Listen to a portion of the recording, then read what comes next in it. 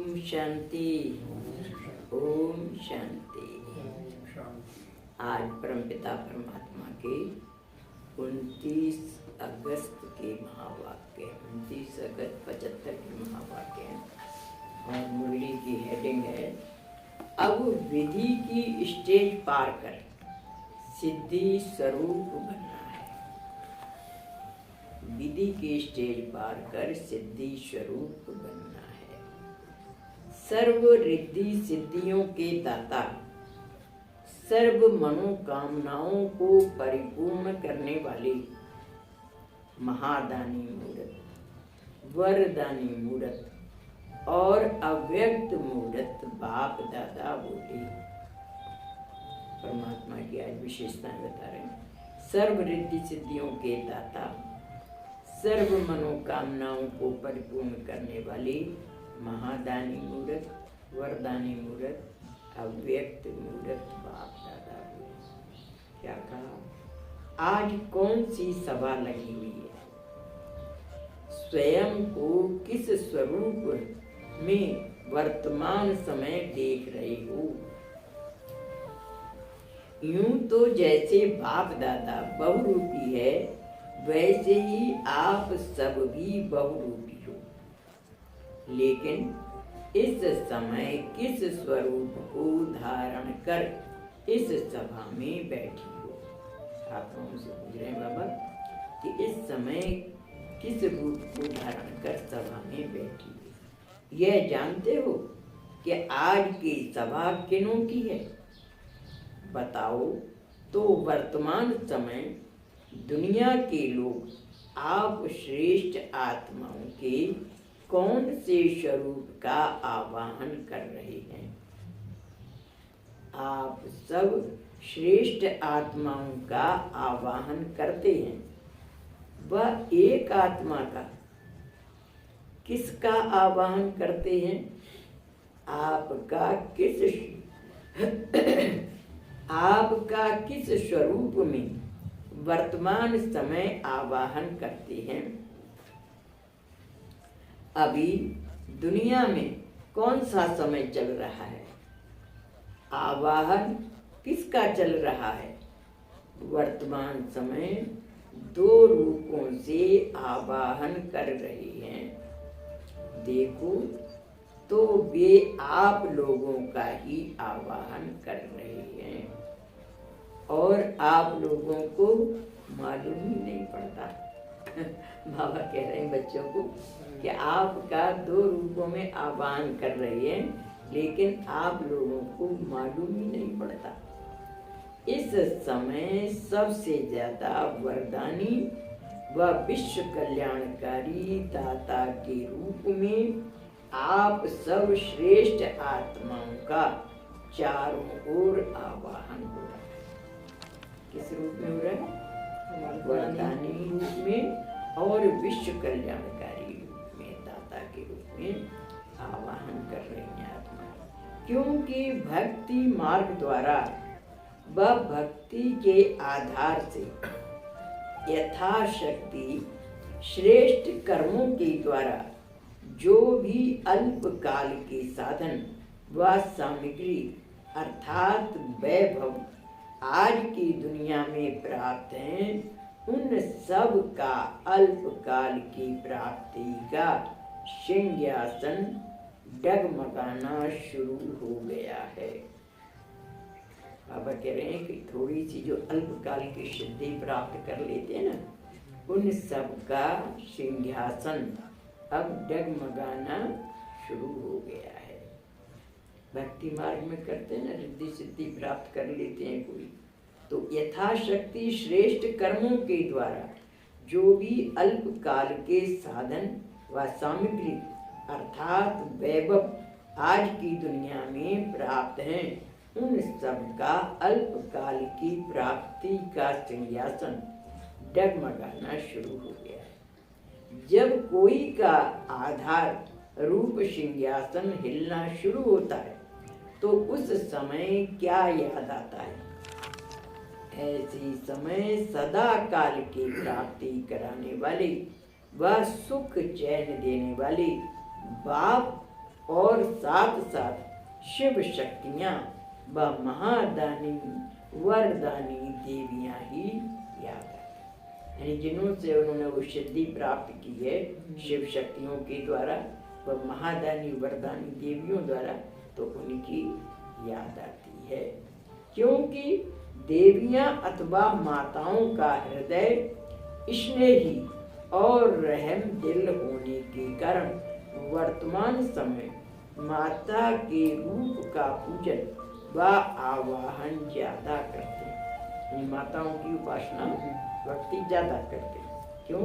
क्योंकि माताओं का हृदय स्नेही होता है, रहम दिल होता है, जल्दी हृदय उनका द्रवित हो जाता है भक्तों की मनोकामना पूर्ण करने के लिए। तो बाबा कह रहे हैं वर्तमान समय माता के रूप में पूजन व आवाहन ज्यादा करते हैं। सिद्धि स्वरूप अर्थात सर्व कार्य सिद्ध करने वाली आत्माओं का आवाहन वर्तमान समय ज्यादा।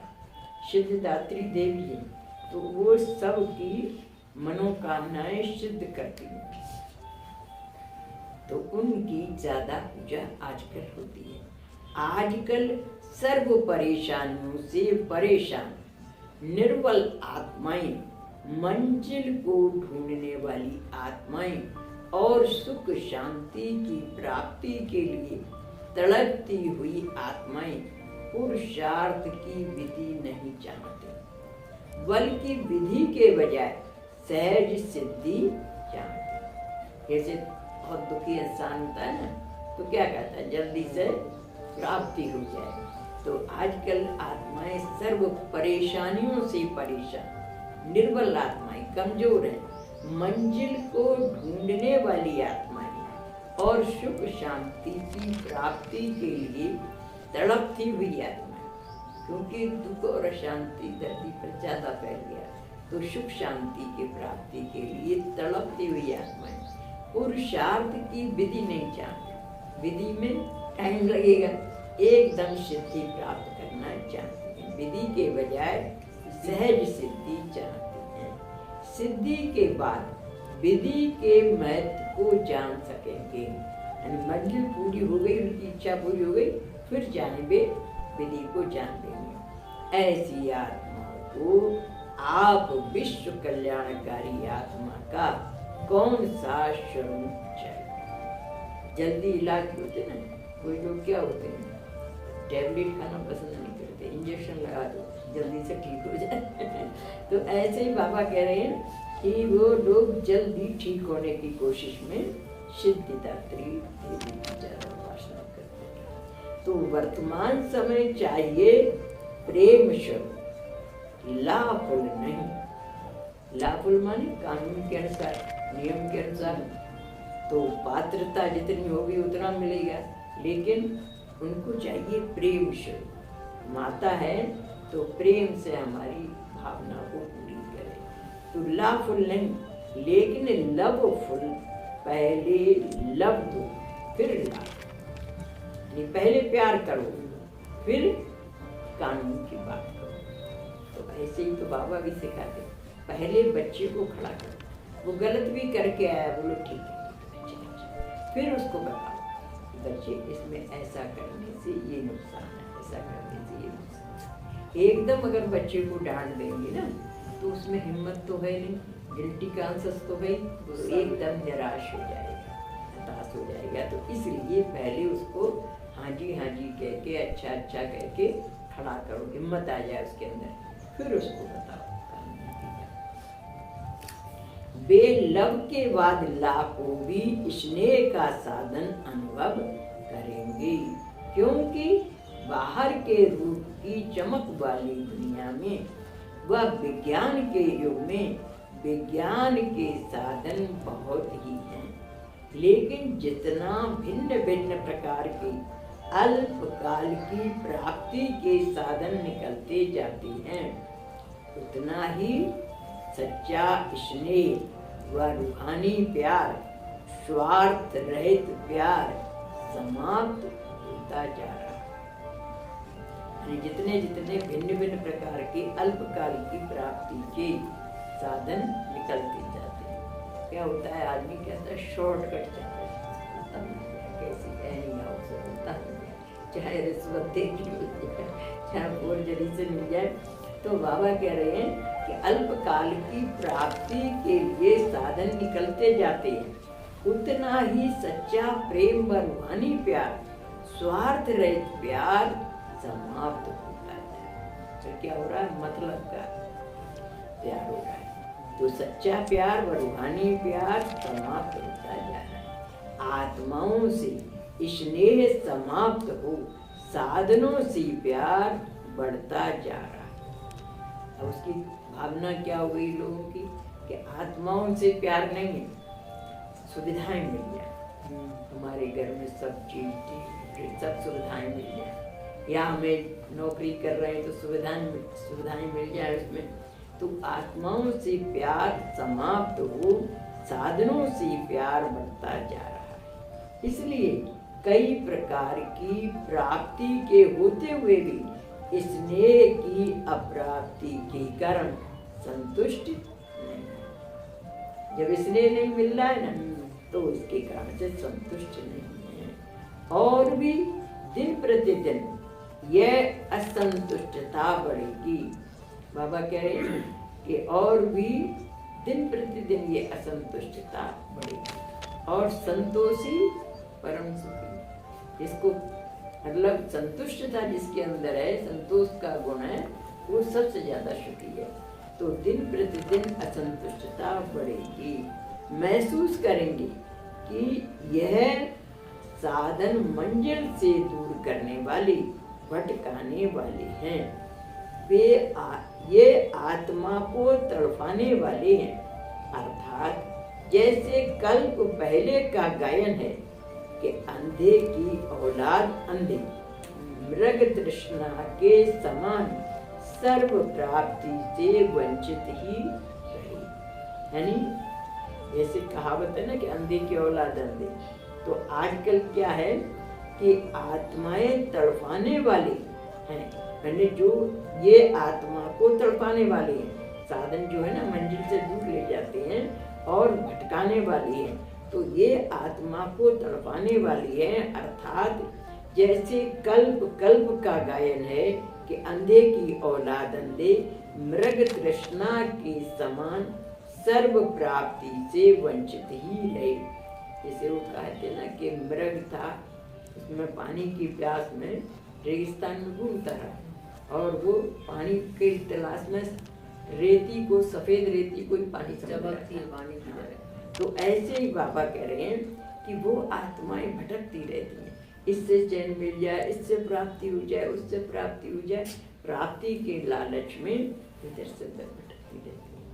तो बाबा कह रहे हैं कि मृग तृष्णा के समान सर्व प्राप्ति से वंचित ही रहे। अब वहां पर रेत में कोई पानी थोड़े, लेकिन ऐसे भटकती रहती है। ऐसा अनुभव समय प्रमाण चारों ओर करेंगे। ऐसे समय पर ऐसी आत्माओं की सर्व मनोकामनाएं पूर्ण करने वाली व मन इच्छित प्रत्यक्ष फल देने वाली कौन सी आत्माएं निमित्त बनी। ऐसी भटकती हुई आत्माओं को राहत देने वाली, उनकी मनोकामना पूर्ण करने वाली कौन आत्माएं बनी। बाबा कह रहे हैं जो स्वयं सिद्धि स्वरूप है, दिन रात विघ्नों के मिटाने की विधि में न हो, स्वयं बाप दादा द्वारा मिले हुए प्रत्यक्ष फल, भविष्य फल नहीं, प्रत्यक्ष फल, अतीन्द्रिय सुख व सर्व शक्तियों से वरदान प्राप्त हुई वरदानी मूर्त आत्माएं, यानी ऐसी आत्माएं जो कि संतुष्ट होंगी, अतीन्द्रिय सुख व सर्व शक्तियों के वरदान प्राप्त हुई वरदानी मूर्त आत्माएं होंगी। स्वयं पुकारने वाली नहीं होंगी कि बाबा यह कर दो, यह दे दो, रायल रूप से मांगने का अंश भी नहीं होगा। यानी जिनके पास सर्व प्राप्ति की संतुष्टता होगी, ये संतोषी होते ना, जिसके पास में थोड़ा है, थोड़ा भी नहीं खुश रहती है, तो वो ही आत्माएं दूसरों को दे सकती हैं। जो खुद ही चाहना मेरे और की तपस्या में वे आत्माएं खुद असंतुष्ट हैं। जो खुद असंतुष्ट हैं तो वो दूसरों को संतुष्ट कैसे कर सकते। इसलिए बाबा कहते हैं कि संतोषी परम सुखी, सबसे बड़ा गुण संतुष्टता है। कल परमपिता परमात्मा की माँ बाप सुने आपने, संतुष्ट मणि की परमात्मा ने वाणी चलाई थी। तो बाबा यही बात कह रहे हैं कि अतीन्द्रिय सुख व सर्व शक्तियों के वरदान प्राप्त हुई आत्माएं, जिनके अंदर सुख होगा, अतीन्द्रिय सुख होगा, और परमात्मा से सर्व प्राप्त की हुई वरदानी मूर्त आत्माएं होंगी, जिनके मन में कुछ चाहना नहीं होगी। यहाँ का सिद्धांत क्या है? इच्छा मात्रम अविद्या। ये चाहना ही तो हमें दुखी करती है, ये हो जाए, वो हो जाए, वो हो जाए। और जिसके मन में कोई चाहना नहीं, इच्छा मात्रम अविद्या, जो आप देंगे हम उसी में संतुष्ट रहेंगे, जो खिलाएंगे, जो पहनाएंगे हम उसी में संतुष्ट रहेंगे। ऐसी संतुष्ट मणियां ही सबकी इच्छा पूरी कर पाती। जो अपनी चाहना में भटक रही हैं वे दूसरों को क्या दें। तो बाबा कह रहे हैं स्वयं पुकारने वाली नहीं होंगी कि बाबा यह कर दो, यह दे दो। रायल रूप से मांगने का अंश भी नहीं होगा। रायल रूप से भी मांगना, रायल रूप से मांगना समझते हो? हमारे सेंटर पर ये हो जाए, हमारे पास इतनी व्यवस्था हो जाए, ऐसा हो जाए, वैसा हो जाए, ये सब रायल रूप के मांगे। कहते ना, साईं इतना दीजिए जामे कुटुंब समाए, वह भी भूखा ना रहूं साधु न भूखा। जितना दिया है भगवान ने उस पर संतुष्ट हो करके रहना सीखो, तो आपको संतुष्टता होगी आपकी ना, तो आपसे वाइब्रेशन भी वैसे ही सर्कुलेट होंगे और आप दूसरों की इच्छाओं को पूरी कर सकेंगे। नहीं तो कोई मांगने आएगा और आप क्या कहेंगे, मेरे को तो कुछ जरूरत है, कहाँ से दूं तेरे को, ये भावना आ जाएगी ना। जो खुद मांगता है वो क्या देगा किसी। इसलिए भगवान से भी मांगने की इच्छा नहीं रखो, जो दिया है उसी में संतुष्ट रहो, और वो तो बिन मांगे ही दे देता है। बहुत बार मैंने अपना प्रैक्टिकल अनुभव सुना कि मैं इच्छा नहीं करती हूँ और वो चीज आ जाती है, होता है। तो बाबा कह रहे हैं राय रूप से मांगने का अंश भी नहीं होगा।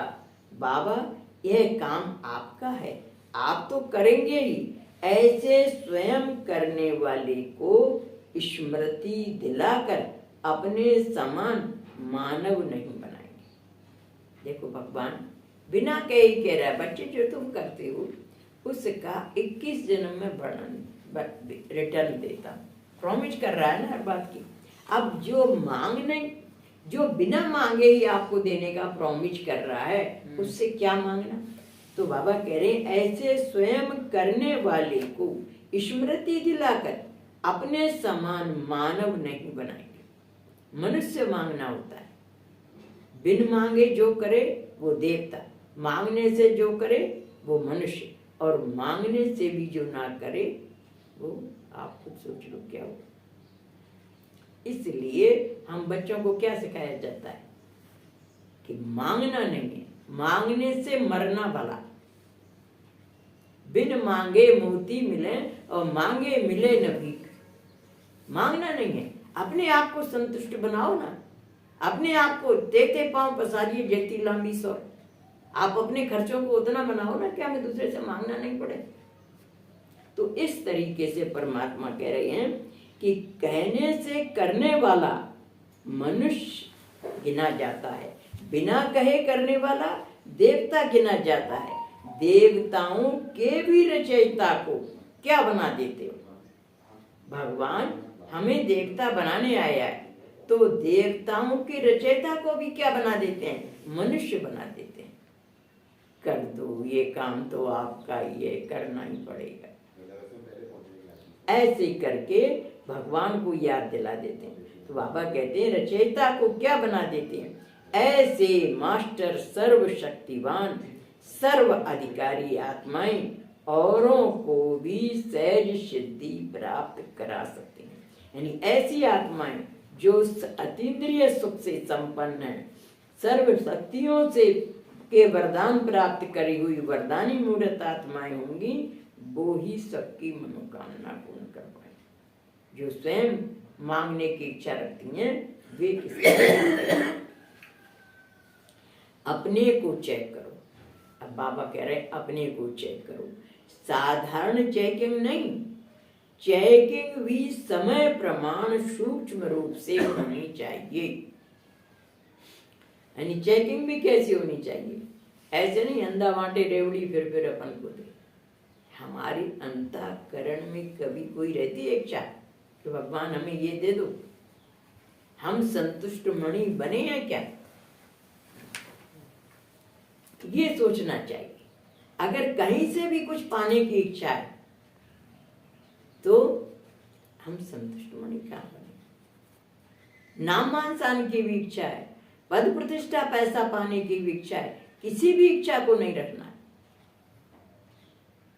यहाँ का मूल मंत्र है इच्छा मात्रम अविद्या। इतना यहाँ पर अविद्या करेंगे, इच्छा मात्रम, कुछ भी इच्छा नहीं है, तो वहां जो इच्छा करेंगे वो पूरी होगी। यहाँ जो हम जितना त्याग करते हैं उतना हमें वहां मिलता है। यहाँ वस्त्र आभूषणों का त्याग है, लक्ष्मी जी की ड्रेस देखो कितने वस्त्र आभूषण मिलेंगे। यहाँ पर इच्छा मात्रम अविद्या है, तो वहां इच्छा ही तो करेंगे पति पत्नी कि हमारे घर में एक बच्चा आना चाहिए, और गर्भ ठहर जाएगा, वहां विकास रचना होगी क्या। जो इच्छा करेंगे वो ही इच्छा करेंगे। इसलिए यहाँ त्याग करना इच्छा मात्रम अविद्या का। वो 2500 वर्ष के लिए वादा कर रहा है देने वाला, तो फिर हमें मांगना चाहिए क्या। मांग करके बाबा ने क्या कहा, भगवान को मनुष्य बना देते हो। डिवैल्यूएशन हो गया ना। परमात्मा जो देवी देवताएं बनाने आया उसको हम मांग करके मनुष्य बना देते। अपने को चेक करो, साधारण चेकिंग नहीं, चेकिंग भी समय प्रमाण सूक्ष्म रूप से होनी चाहिए। वर्तमान समय के प्रमाण यह चेक करो कि हर सब्जेक्ट में विधि स्वरूप कितने हैं और सिद्धि स्वरूप कितने हैं। अर्थात हर सब्जेक्ट में विधि में कितना समय जाता और सिद्धि का कितना समय अनुभव होता है। चारों ही सब्जेक्ट में मनसा वाचा कर्मणा तीनों रूप में किस स्टेज तक पहुंचे हैं। यानी चेक करो कि मनसा में, वाचा में, कर्मणा में तीनों रूप में किस स्टेज तक पहुंचे हैं, यह चेकिंग करनी है। अभी महारथियों के लिए विधि का समय नहीं है, बल्कि सिद्धि स्वरूप के अनुभव करने का समय है। हम बाबा कह रहे हैं कि महारथियों के लिए विधि का समय नहीं है, विधि से स्टेप बाय स्टेप चलेंगे और सिद्धि रूप से एकदम पहुंचेंगे मंजिल पर। तो बाबा कह रहे हैं कि सिद्धि स्वरूप के अनुभव करने का समय है, नहीं तो वर्तमान समय की अनेक परेशानियां अब तक विधि में लगे रहने वाली आत्मा को अपनी शान से परे, यानी परेशान, परेशान की डेफिनेशन क्या बताई, शान से परे, वो परेशान कहलाता है, परेशान के प्रभाव में सहज लाएंगी। वर्तमान समय की अनेक परेशानियां, यानी दुनिया परेशान है ना, अनेक परेशानियां अब तक विधि में लगे रहने वाली आत्मा को, विधि के अनुसार करेंगे तो टाइम लगेगा, तो विधि में लगे रहने वाली आत्मा को अपनी शान से परे, परेशान के प्रभाव में सहज लाएंगी। बाबा ने एक वाणी चलाई है, 12 प्रकार की सिद्धियां बताई हैं। आज दिल्ली में जो क्लास कराई थी ना, वो सिद्धियां 12, उन सिद्धियों का आह्वान करो। मैं सिद्धिदात्री देवी हूँ, सारी सिद्धियां मेरे अंदर हैं, वो प्रैक्टिस करो, हर चीज को धारण करने की कोशिश करो। सर्व गुण हैं, सर्व शक्तियां हैं, सर्व कलाएं हैं, इनका आह्वान किया करो। आओ, हमारे ही तो हैं वो अलंकार, किसी दूसरे के हैं क्या। अपने अलंकारों का आवाहन करेंगे तो वे आपके पास अपने आप आएंगे। और आप आह्वान ही नहीं करेंगे, बुलाएंगे ही नहीं, तो कहां से आएंगे? अपना स्वरूप, जैसे सैनिक होता है, अपने अस्त्र शस्त्र अपने आप सजाता है ना, डेकोरेट करता है, कोई दूसरा उसको डेकोरेट करता है क्या? तो ऐसे ही हमारे अस्त्र शस्त्र हैं, सर्व शक्तियां, सर्व गुण, सर्व कलाएं, इनका रोज अमृत बेले बैठते हो ना तो आवाहन किया। और ये सिद्धियां, सिद्धियों को भी 12 के नाम याद करो और उन सिद्धियों का भी आह्वान करो तो सिद्धिदात्री देवी बन जाएंगे। करनी वो मेहनत करो ना, मांगना क्या, भगवान से भी क्या मांगना, उसने तो युक्तियां सब बताई हैं, करवा रहा है वो। कभी फ्री होगे तो मैं आपको बताऊंगी कौन कौन सी सिद्धियां और कैसे करके उनका आह्वान करते हैं। थोड़ी बहुत मतलब अभी नहीं। तो बाबा कह रहे हैं अभी महारथियों के लिए विधि का समय नहीं है, वरन बल की सिद्धि स्वरूप के अनुभव करने का समय है। नहीं तो वर्तमान समय की अनेक परेशानियां अब तक विधि में लगे रहने वाली आत्मा को अपनी शान से परेशान के प्रभाव में सहज लाएंगे। इसलिए जैसे गायन है कि पांडव अंत समय में ऊंची पहाड़ी पर गल गए, अर्थात स्वयं देह अभिमान व दुख की दुनिया के प्रभाव से परे ऊंची स्थिति में स्थित हो गए।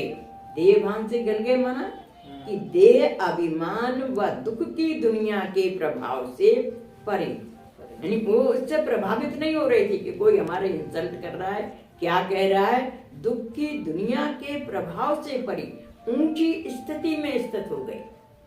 हम कौन हैं?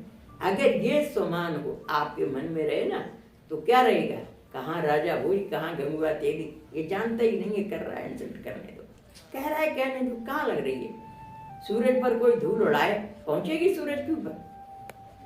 अगर कोई कह रहा है आप अपने सम्मान में रहो, आप कौन हो? आज साधारण ड्रेस है, साधारण हमारा परिधान, साधारण रूप रंग है, कल हम जा करके विश्व महाराजा बनने वाले।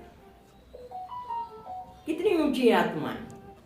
अपना बोल पद का नशा रहे ना तो ये दुनिया की बातें तो कुछ नहीं लगे। वो नशा नहीं रहता है ना, स्वमान का नशा रहो। हम थोड़ी कह रहे हैं, भगवान कह रहा है मैं तुम्हें विश्व महाराजा बनने की पढ़ाई पढ़ा रहा हूं। उसने ही तो हमारे अंदर स्वमान पैदा किया। अगर जिसके अंदर ये राजा भोज, कहाँ राजा भोज, गंगा गंगुआ तेली कोई कहता है, कहने तो किसको कह रहा है? वो हमारे वर्तमान स्वरूप को देख रहा है, वो हमारे भविष्य को नहीं देख रहा है। और हमें अपना भविष्य मालूम है, तो जिसको अपना भविष्य मालूम होगा वो उसकी बातों में जाएगा। तो इस तरीके से अपनी स्टेज को स्मृति में रखो। अपने मतलब देहभान गल गए, उसके ऊपर कह रहे हैं बाबा कि स्वयं देह अभिमान व दुख की दुनिया के प्रभाव से परे ऊंची स्थिति में स्थित हो गए। ऊंची स्थिति में स्थित, ऊंची स्थिति में स्थित हो, नीचे रहने वालों का साक्षी हो खेल देखो। अब ऊंची स्थिति पे देखो आप, कोई अगर हवाई जहाज में बैठ के नीचे के दृश्य देखे तो क्या देखेगा? छोटी छोटी चीजें दिखाई देंगी। ऊंची पहाड़ी पर खड़े होकर देखो तो छोटी छोटी चीजें दिखाई देंगी। तो ऐसे ही हम अगर ऊंची स्टेज में होते ना तो दुनिया की बातें कुछ नहीं लगती। कहाँ लग गई? ऐसे लगता है। तो बाबा कह रहे हैं कि ऊंची स्थिति में स्थित होने से देहभान से गल गए, तो उन्होंने कह दिया कि पांडव पहाड़ों पर गल गए। ऊंची स्थिति में स्थित हो, नीचे रहने वालों का साक्षी हो खेल देखो। ऐसी स्थिति में रहने वाला ही समस्या स्वरूप नहीं लेकिन समाधान स्वरूप हो जाएगा। तो वर्तमान समय ऐसी स्थिति चाहिए, यानी अपने ऊंचे समान में रहो। ऐसी है क्या? बाबा कह रहे हैं ऐसी है क्या? जरा भी हलचल में तो नहीं आ जाते। क्या होगा, कैसे होगा, हमारा क्या होगा?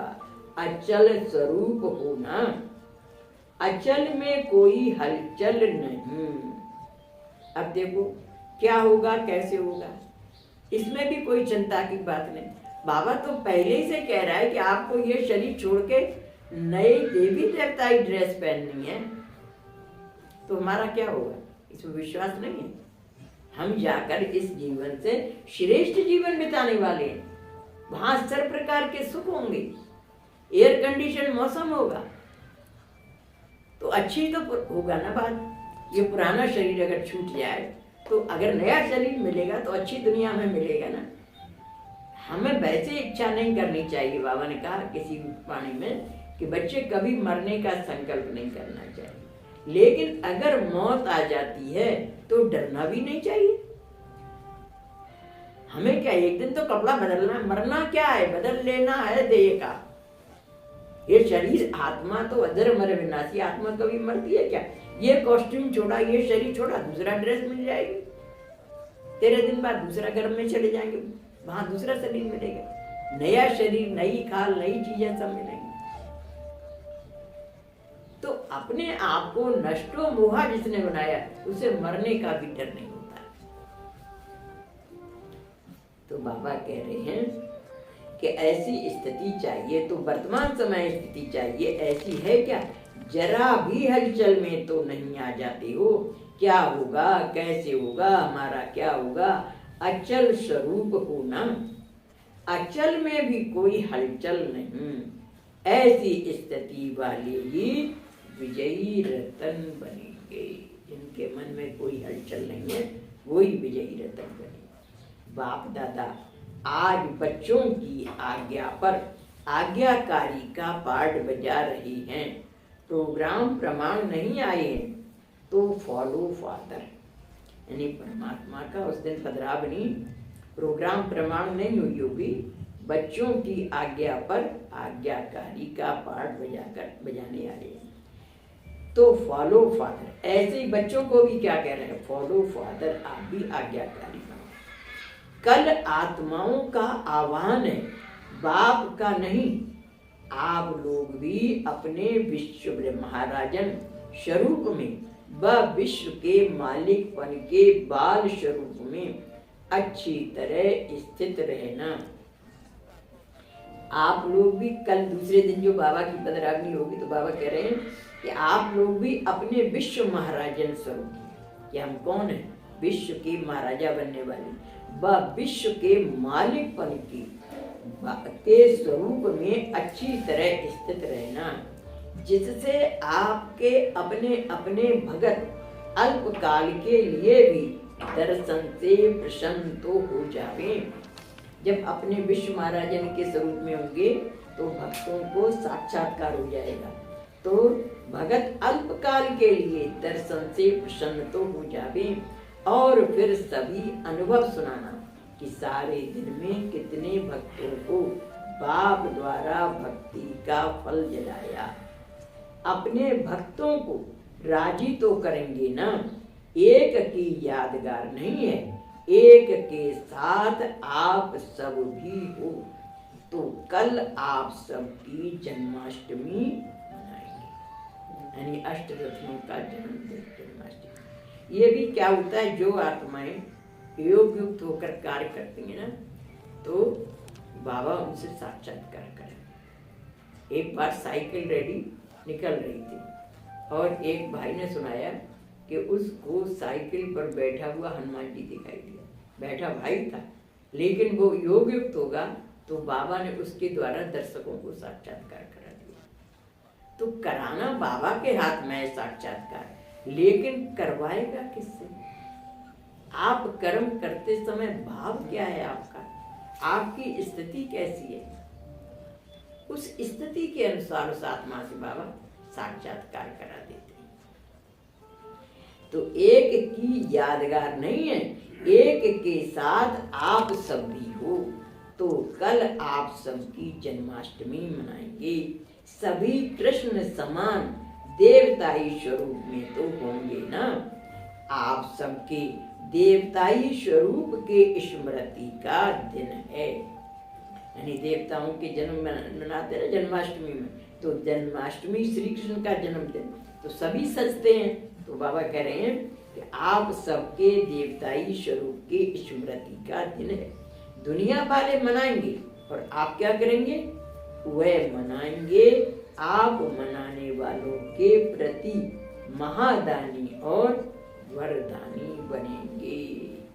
अच्छा, उनके लिए शुभ भावना का आशीर्वाद भरा आपका वाइब्रेशन होगा, संकल्प होगा, तो उनको साक्षात्कार होगा। ऐसे सागर को भी स्नेह के सागर में समाने वाले, देखो ने क्या टाइटल दिया, परमात्मा सागर है, लेकिन वो हम बच्चों के स्नेह में, स्नेह के गागर में समाने वाला। कहते ना, प्रबल प्रेम के पाले पड़कर प्रभु को नियम बदलते थे। तो बच्चों के स्नेह में बाबा उस दिन आए थे।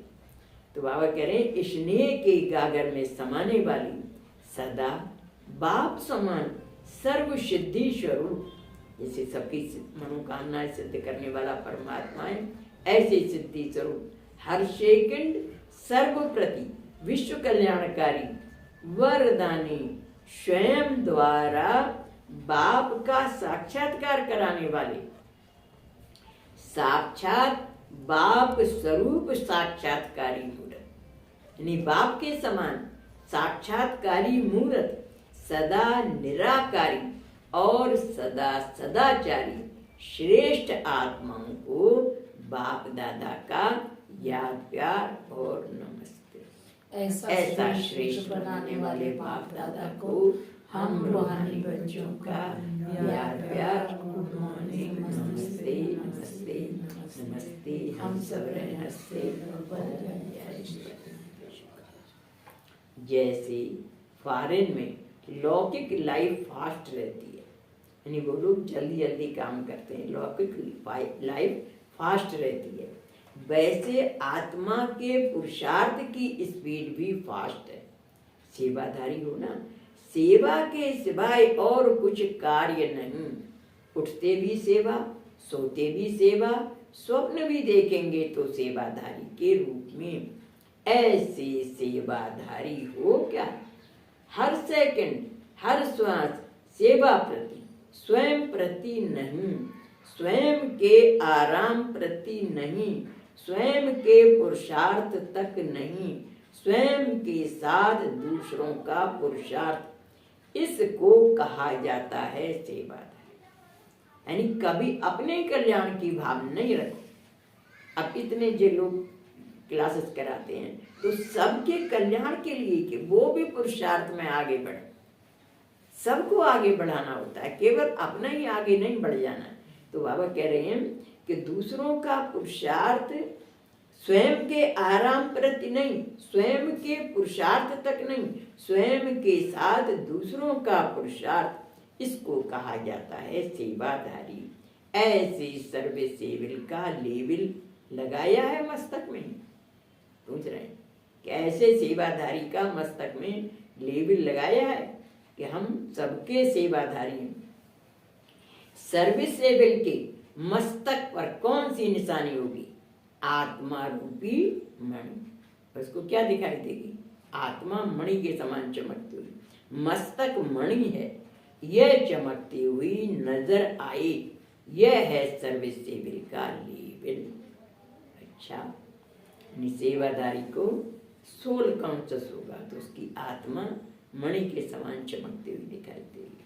अच्छा, इस मुरली की विशेष बातें। पहली बात, इस समय भगतगण अधिकतर वरदानी मनोवांछित फल देने वाली विश्व कल्याणकारी दाता के रूप में आप सब श्रेष्ठ आत्माओं का आवाहन कर रही हैं।